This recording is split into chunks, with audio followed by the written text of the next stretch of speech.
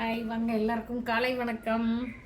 சூப்பராக ஒரு புதினா கொத்தமல்லி ரெண்டையும் சேர்த்து இது மாதிரி செஞ்சு பாருங்கள். செம்ம சூப்பராக இருக்கும். சப்பாத்தி, தோசை, இட்லி, சாதம் எல்லாத்துக்குமே ரொம்ப நல்லாயிருக்கும். ரெண்டையும் கலந்து செய்யணும்.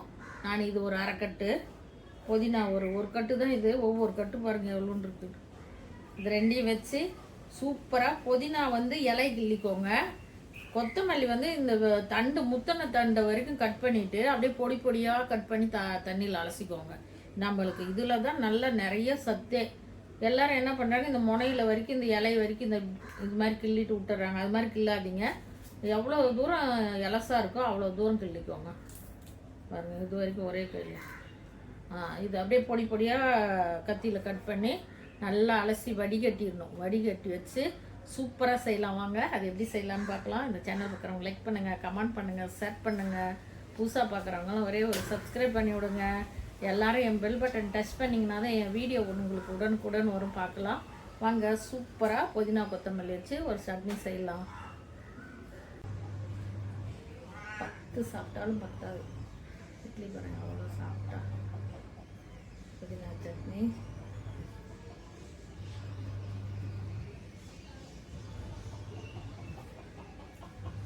டேஸ்ட்டாக இருக்கும்.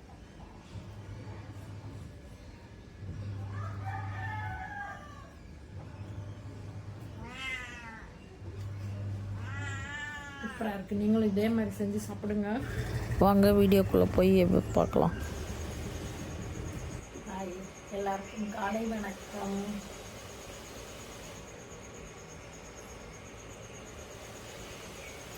சூப்பராக புதினா சட்னி செய்யலாம். அதுக்கு தேவையானதெல்லாம் பாருங்கள். பச்சை மிளகா 5, துவரம்பருப்பு, தேங்காய், சீரகம், மிளகு, பூண்டு, இஞ்சி, சின்ன வெங்காயம், புதினா கொத்தமல்லி 2 கலந்து அலசி வச்சுருக்கேன். கடலப்பருப்பு 1 எல்லாம் நல்லா வறுத்துக்கலாம்.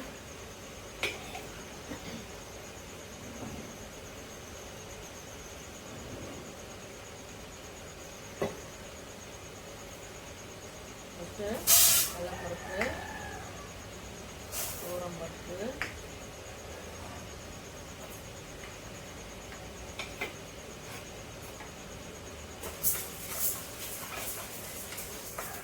நல்லா பொன்னிறமாக வறுக்கணும். அப்போ தான் டேஸ்ட்டு நல்லாயிருக்கும். கறந்து விடாதீங்க, பச்சையாக எடுத்துருக்கணும். உங்களுக்கு பிடிக்கலன்னா காஞ்ச மிளகா கூட வச்சுக்கலாம். கட்டாயம் இஞ்சி பூண்டு கட்டாயம் வைங்க. நல்லா செவக்க வறுத்து எடுத்துக்கலாம்.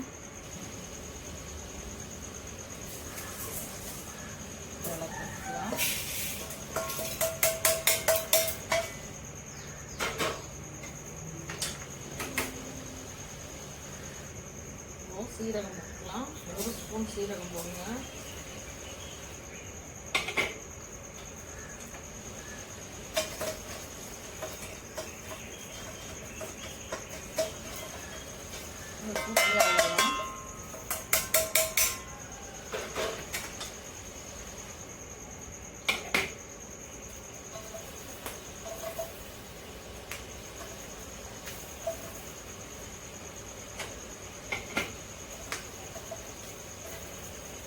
ஒரு 5 பேர் சாப்பிட்ற மாதிரி.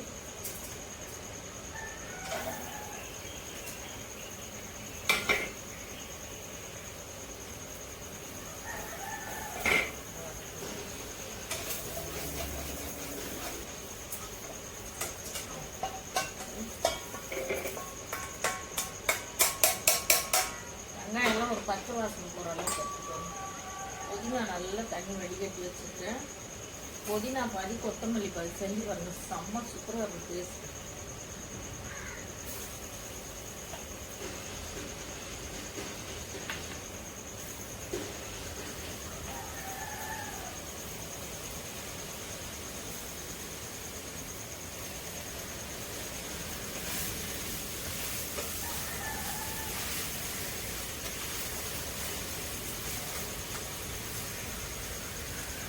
பச்சை வாசனை நல்லா போக்கலாம்.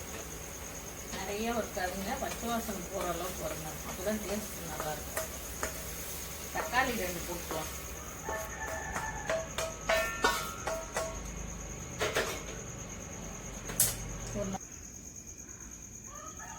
கட் பண்ணி போட்டிங்கன்னா சீக்கிரம் வேலை குட்டியாக இருக்கும். நல்லா வதக்கிக்கோங்க தக்காளி, இல்லைன்னா டேஸ்ட்டு கம்மியாக இருக்கும். இந்த சேனல் பார்க்குறவங்க லைக் பண்ணுங்கள், கமெண்ட் பண்ணுங்கள், ஷேர் பண்ணுங்கள். புதுசாக பார்க்குறவங்களாம் ஒரே ஒரு சப்ஸ்கிரைப் பண்ணுங்கள். எல்லாம் லைக் பண்ணி விடுங்க. என் பெல் பட்டன் டச் பண்ணிங்கன்னா தான் என் வீடியோ உடனுக்குடன் வரும். கட்டாயம் பெல் பட்டன் டச் பண்ணிக்கோங்க. நல்லா ஆற வச்சாருங்க. ஆறிச்சு. இப்போ ஃபஸ்ட்டு பருப்பு தேங்காய்லாம் அரைச்சிக்கோங்க. பருப்பு, தேங்காய், பச்சை மிளகா ஃபஸ்ட்டு அரைச்சிக்கோங்க. உப்பு 1 ஸ்பூன் போடுங்க. இது அரைச்சிட்டு வந்துடுவோம். அதுக்கப்புறம் தான் இதெல்லாம் அரைக்கணும். இதெல்லாம்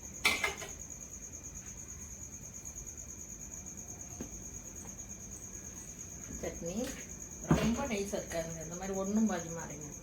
ஒன்றும் பாதியமானா ஓரளவு, ரொம்ப நைஸாக வேண்டாம். அரைச்சாச்சு.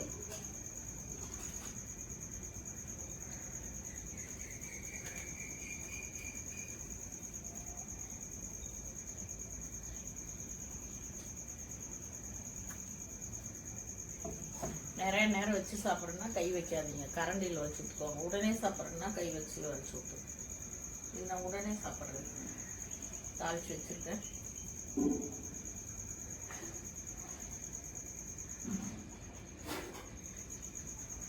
இதே போல் நீங்களும் புதினா சட்னி செஞ்சு இட்லி ரெடி. சூப்பராக வாங்கி சாப்பிட்றோம். காலையில் சாப்பாட்டுக்கெல்லாம் சாப்பிட்லாம். சப்பாத்தி, தோசை, இட்லி எல்லாத்துக்குமே இந்த புதினா சட்னி சாப்பிட்லாம். சாதத்துக்கும் சூப்பராக இருக்கும்.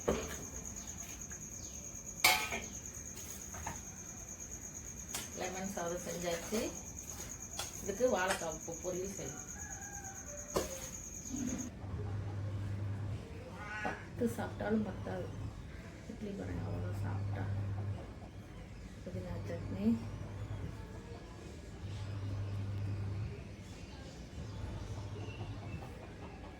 செம்ம டேஸ்டாக இருக்கும்.